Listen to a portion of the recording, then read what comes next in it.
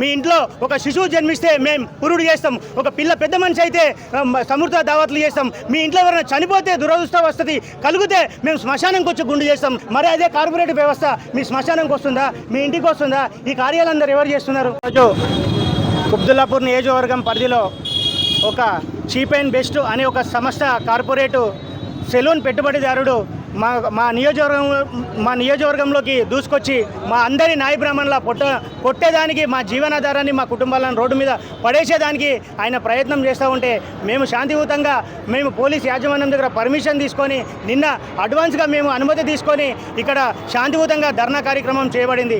ఎందుకంటే ఇది cheap and best అనే సంస్థ ఒక బెస్ట్ అనేది కాదు, అది చీపే, కంపెనీ చీపు. కాబట్టి మా పొట్ట మీద, మా కుటుంబాల పొట్ట మీద కొట్టేదానికి ప్రయత్నిస్తున్న నేపథ్యంలో భారత రాజ్యాంగంలో అడగంది అమ్మాయినా అన్నం పెట్టదు అన్నట్టు మేము కూడా ఖచ్చితంగా, ఎందుకంటే ఒక తెలంగాణ అసెంబ్లీ ఎన్నికల నేపథ్యంలో ప్రతి సెలూన్ షాప్ ఒక పార్టీ కార్యాలయంగా మేము ప్రచారం చేస్తూ మా యొక్క నాయకులకు, మా యొక్క లీడర్లకు, కార్పొరేటర్లకు, ఎమ్మెల్యేలకు ప్రతి ఒక్కరికి కూడా మేము మద్దతిస్తూ, మేము ఒక సపోర్ట్ చేస్తూ, ప్రచారం చేస్తూ వాళ్ళని ఎన్నిక చేయించుకున్నాం.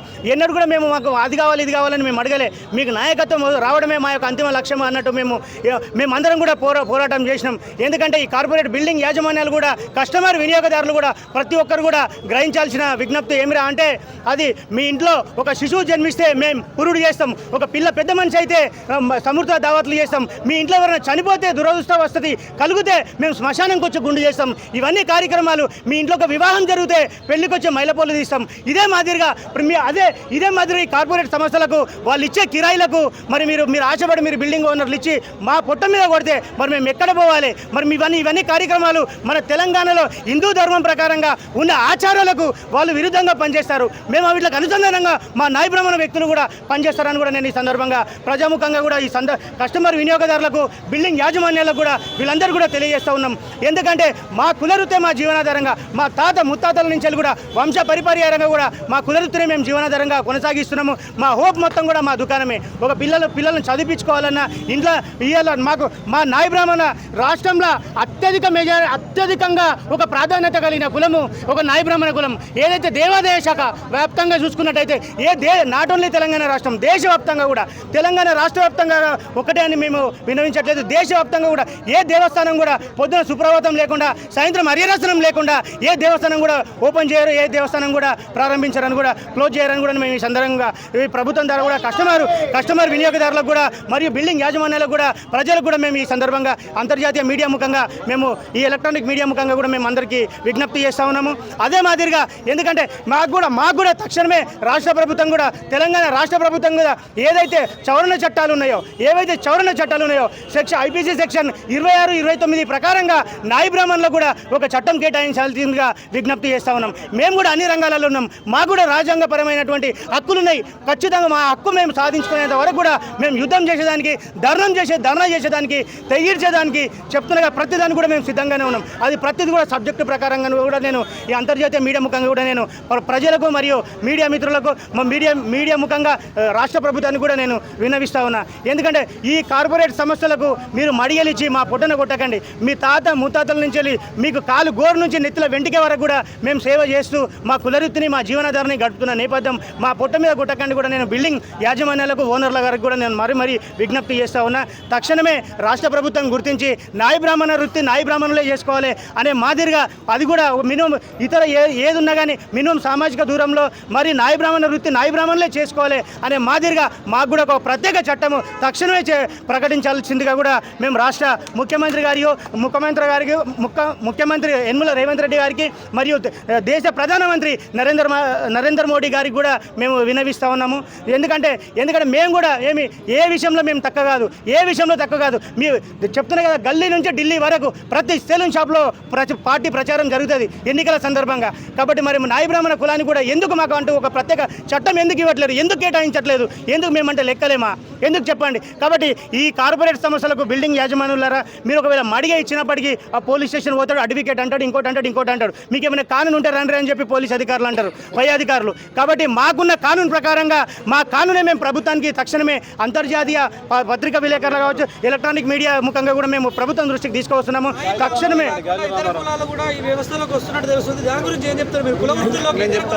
ఇతర కులస్తులకు అవకాశం ఇవ్వద్దు, ఇతర కులస్తులకు మడిగలు ఇవ్వద్దు అని కూడా నేను ప్రతి ఒక్కరు కూడా బిల్డింగ్ ఓనర్కు యాజమాన్యంకు మేము విన్నవిస్తున్నాము, విజ్ఞప్తి చేస్తూ ఉన్నాం.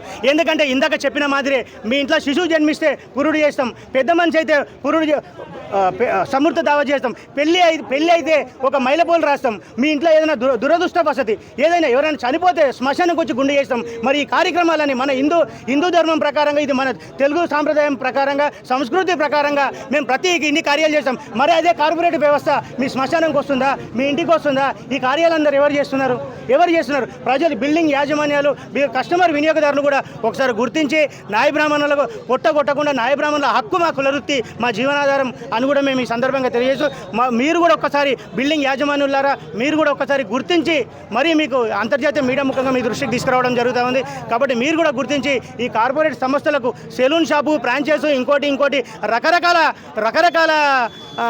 సంస్థలతో వీళ్ళు సెలూన్ షాప్ ప్రారంభిస్తూ ఉన్నారు. కాబట్టి వాళ్ళకు ఇట్లాంటివి పెట్టినప్పుడు స్పష్టంగా తెలుసుకోండి, దాని ప్రకారంగానే మీరు మడిగేయండి. ఈ సెలూన్ షాపులకు, కార్పొరేట్ వ్యవస్థలకు ఇవ్వద్దని మేము ఈ సందర్భంగా తెలియజేస్తున్నాం. మాకు సహకరించిన తెలంగాణ పోలీస్ రాష్ట్ర యాజమాన్యంకు మరియు అంతర్జాతీయ మీడియా మిత్రులకు, ఇక్కడ వచ్చినటువంటి జిహెచ్ఎంసీ అధికారులకు ప్రతి ఒక్కరు కూడా పేరున ధన్యవాదాలు తెలియజేసుకుంటూ థ్యాంక్ యూ. స్వామి, అసలు ఈ షాప్ దగ్గర ఏం జరిగింది? మీరు ఎందుకు ధర్నా చేస్తున్నారు? స్టార్టింగ్ నుంచి చెప్పండి. ఈరోజు కుత్బుల్లాపూర్ నియోజకవర్గంలో చీప్ అండ్ బెస్ట్ అనే కార్పొరేట్ వ్యవస్థ వచ్చి మా న్యాయ బ్రాహ్మణుల కడుపు కొడుతున్నది. అందుకోసం మేము నియోజకవర్గ స్థాయిలో ఈరోజు ధర్నాకు పిలుపునిచ్చి ఇక్కడ ఎక్కడైతే వాళ్ళు షాపు నెలకొల్పుతుండ్రో అక్కడ వచ్చేసి మేము కూర్చోవడం జరిగింది. వాళ్ళు ఇంతకుముందు కూడా నియోజకవర్గంలో కార్పొరేట్ వ్యవస్థలు వచ్చాయి, కానీ వాళ్ళ రేట్లు వేరు, మొత్తం సిస్టమ్ వేరే ఉంటుండే. కానీ ఈ చీప్ అండ్ బెస్ట్ అనే సంస్థ మాకన్నా రేట్లు తక్కువ తీసుకుంటూ మేము ఆల్రెడీ ఇప్పుడిప్పుడే ఎదుగుతున్నాము. రెక్కాడితే కానీ డొక్కాడని పరిస్థితుల్లో మా న్యాయ బ్రాహ్మణులం తలకిందులైతూ ఇప్పుడు జీవనం కొనసాగిస్తున్న తరుణంలో ఈ చీప్ అండ్ వ్యవస్థ చీపుగా రేకుల షెడ్ దొరికితే కూడా అక్కడ షెటర్ తీసుకొనేసి 99-49 కటింగ్కు 99, సెవింగ్కు 49 తీసుకొనేసి న్యాయ బ్రాహ్మణులకు అన్యాయం చేస్తుంది. కాబట్టేసి ఈరోజు పర్మిషన్ తీసుకొని పోలీసు వారితో ఈ ధర్నా కార్యక్రమంలో పాల్గొన్నాము. ఈ చీప్ అండ్ వ్యవస్థ నిద్రపోమని చెప్పి న్యాయ బ్రాహ్మణుల తరఫున మేము తెలియజేసుకుంటున్నాము. అదేవిధంగా ఓనర్లు కూడా ఆలోచన చేయండి. న్యాయ బ్రాహ్మణులు వస్తే కటింగ్ షాప్కు మేము షాప్ సెటర్ అయ్యాము అని అంటున్నారు, కానీ ప్రైవేటు వ్యక్తులు వచ్చి అదరకులాలు వచ్చేసి లక్షల అడ్వాన్స్ ఇస్తే మీరు ఇస్తున్నారు. మరి న్యాయ బ్రాహ్మణులకు ఇస్తలేరు, కానీ అదరకులకు ఇచ్చినప్పుడు మీ ఇంట్లో ఎవరైనా చనిపోయినా కానీ, ఎవరైనా పొడి చేయాలన్నా కానీ మా న్యాయ బ్రాహ్మణుల అవసరం ఉంటుంది. కాబట్టి మీరు కూడా ఇంటి యజమానులు కూడా గమనించేసి మాకు సహకరించాలని కోరుతూ, అదేవిధంగా ప్రభుత్వం కూడా మాకు అతి త్వరలో జీవో కూడా పాస్ చేయాలని తెలియజేస్తున్నాము. ఈ ముఖ్య ఉద్దేశం ఏంటంటే ఈ చీప్ అండ్ వ్యవస్థని తరిమికొట్టడానికే ఈరోజు ఇక్కడ ధర్నా చేయడం జరిగింది. ఇతర కులాల నుంచి కూడా మీ కులవృత్తిలోకి జొరబడడం జరుగుతుంది. దాని గురించి మీరు ఏం చెప్తారు? ఎలాంటి సహాయం మీ గవర్నమెంట్ నుంచి కోరుకుంటున్నారు? మా కులవృత్తిలోకి వైశ్యులు వస్తున్నారు, బ్రాహ్మణ్స్ వస్తున్నారు, యాదవులు వస్తున్నారు, గౌడ్లు వస్తున్నారు. వాళ్ళు ఏమైనా కార్పొరేట్ వ్యవస్థలో ట్రైనింగ్ తీసుకొని పనిచేయట్లేదు. ఢిల్లీకి వెళ్ళి, బీహార్కి వెళ్ళి, యూపీకి వెళ్ళి వర్కర్లను తీసుకొచ్చేసి వాళ్ళతోనే డబ్బు ఉన్న అహంకారంతో లక్షలు పెట్టి 40 లక్షలు 50 లక్షలు డబ్బు పెట్టేసి సెటర్లు తీసుకొని వాళ్ళు ఓన్లీ గల్ల మీదనే కూర్చుంటారు తప్ప వాళ్ళు ఒక బ్రష్ పట్టేసి గడ్డం గిక్కే లేదు, కత్తెర పట్టి కటింగ్ చేసేది లేదు. డబ్బు ఉన్న అహంకారంతో అదర్ కులాల వాళ్ళు దిగేసి మాది బిజినెస్గా మలుచుకొని ఏ పని ఎవరైనా చేసుకోవచ్చు అని చెప్పేసి దిగుతున్నారు తప్ప వాళ్ళకు పని రాదు. వాళ్ళు కూడా అవును, ఏ పని భారత రాజ్యాంగంలో ఏ పని ఎవరైనా చేసుకోవచ్చు, నువ్వు కటింగ్ నువ్వు సొంతంగా చేసుకుంటూ పెట్టుకో, కానీ నీకు పని రాదు. నువ్వేం చేస్తున్నావు? దీన్ని వ్యాపారం చేస్తున్నావు. ఢిల్లీకి వెళ్ళి వర్కర్లను తీసుకొచ్చేసి ఒక రూమ్ తీసుకొని హాస్టల్లోకి పెట్టేసి నువ్వు ఒక ఏరియాలో 4 షాపులు పెట్టించేసి మా న్యాయ బ్రాహ్మణుల ఉనికి లేకుండా చేస్తున్నారు. కాబట్టి మేము ఈరోజు ధర్నా చేస్తున్నాం. ఫైనల్గా ఈ కార్పొరేట్ వ్యవస్థ మా వృత్తులకు రావద్దు. ప్లస్ వచ్చినా కానీ ఇక్కడ ఉన్న ఓనర్లు కూడా వాళ్ళకి సెటర్లు ఇవ్వద్దు. గవర్నమెంట్ కూడా మాకు ఒక జీవో ఇవ్వాలి. న్యాయ బ్రాహ్మణుల వృత్తి న్యాయ బ్రాహ్మణులే చేసుకోవాలని చెప్పేసి మాకు ఇది కోరుచున్నాం.